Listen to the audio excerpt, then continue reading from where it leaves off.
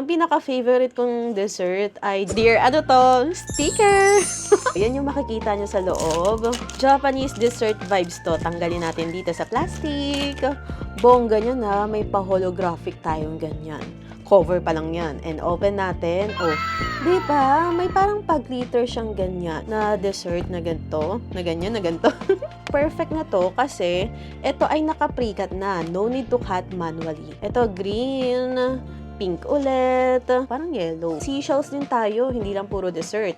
May camera. Iba-iba siya. Ang cutesy, ang kawaii ng vibes.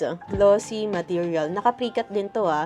Iba-iba yung material na to. Actually ako ngayon, nahihilig ako sa mga lilac color. Alang cute nito. May scooter pa siya dyan. Ang pinaka-favorite kong dessert ay gelatin. Kasi wala yung nabibilihan ng sa store. Yung sasadyain mo talaga siyang lutuin.